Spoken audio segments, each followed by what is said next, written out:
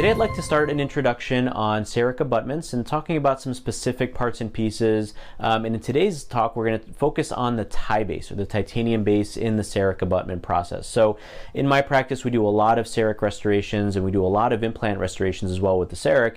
And if you're new to some of these options, you can see here on the screen, there's two main restorative types that we can do with our CEREC. One is your hybrid abutment. So this is your standard cement retained custom abutment. Underneath it, you'll see the hybrid abutment crown, which is your screw retained restoration, so one piece restoration that can be made out of lithium disilicate or zirconia, or even Vita enamic is an option as well. Both of these parts and pieces really work well together when you're dealing with the titanium base. So the titanium base is kind of the central piece of this whole process.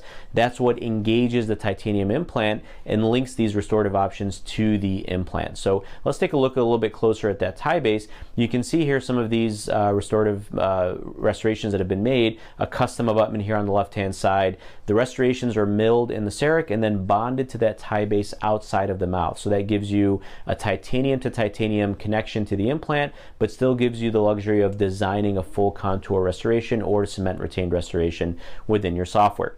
The Ti-Base comes as a kit, so you'll be able to purchase this from your dealer. It's going to come with a scan body and a prosthetic screw, and then this is what you'll use to scan and design the restoration, but then also deliver the restoration. This is part of your final restorative component. One of the things to focus on with the Ti-Base, what makes it really important, is there's a precision attachment inside that Ti-Base. So when you mill the restoration out, the parts and pieces are going to fit very, very intimately together. It's a very tight mechanical connection between that notch and the block, so everything fits precisely. There's no room for error. There's no room for things rotating or not fitting as precisely as we want them to.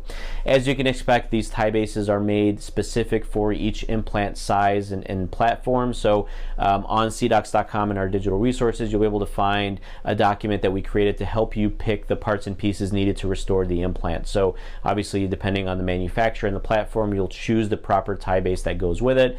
And then within your software, you'll have to let the software know which Ti-Base you selected so that it designs everything to the proper size and dimension. Some implants, for example, have a trilobe, some of them have a hex, and so the software needs to know what type of implant you're restoring. So all of that will be put into the software.